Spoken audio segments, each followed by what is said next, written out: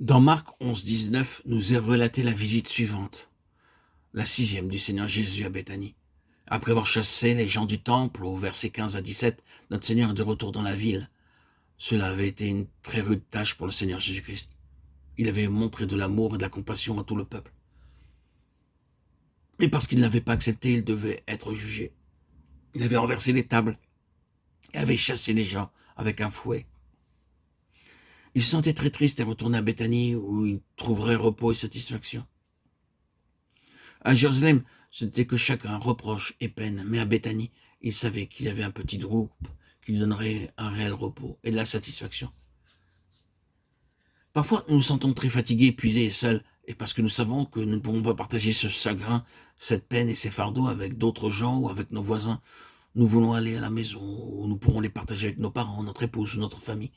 Le Seigneur Jésus-Christ alla à Béthanie avec le même désir. Il n'avait jamais considéré Jérusalem comme son foyer, mais c'était Béthanie, où il pouvait partager son fardeau et ses chagrins, un endroit où il pouvait être réconforté et fortifié. C'est un mystère.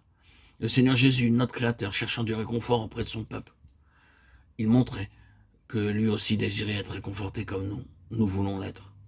Quand il allait à Béthanie, il pouvait dormir profondément. S'il avait dormi à Jérusalem, il aurait eu peu de repos, étant agité dans son lit toute la nuit. Mais à Béthanie, il n'avait plus de peine à cause de l'accueil chaleureux que lui faisaient ces quelques personnes qui l'aimaient. À Béthanie, il trouvait un réel repos, la paix, le réconfort à ceux qui désiraient l'écouter. Au début de notre vie chrétienne, nous voulons aller à lui pour nos besoins, comme Anne. Au début, elle priait, Seigneur, donne-moi un enfant.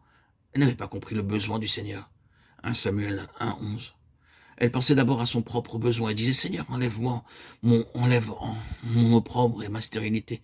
Donne-moi un enfant. Oh, moi heureuse. Plus tard, elle découvrit que le Seigneur avait un besoin. Alors sa prière changea. Seigneur, si tu me donnes un enfant, je te le prêterai. Ou en d'autres termes, s'il te plaît, Seigneur, donne-moi le privilège de satisfaire ton besoin. Le Seigneur entendit sa prière et lui donna un fils qui satisfit son besoin et celui de son peuple. Au début, nous aussi, nous prions pour nous-mêmes, mais notre fardeau se trouve centré sur notre famille. Nous prions pour nos besoins particuliers, nous disons, Seigneur, touche-moi, prends soin de moi, et subviens à tous mes besoins.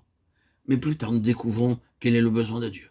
Alors nous commençons à dire, Seigneur, je ne suis pas intéressé par mes besoins. Oh Seigneur, de quelle manière puis-je satisfaire ton cœur?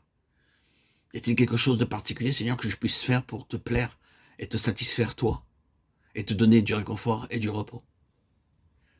Beaucoup d'enfants vont vers leur père seulement lorsqu'ils désirent des douceurs ou d'autres choses, mais ils ne disent jamais, Père, puis-je faire quelque chose pour t'aider?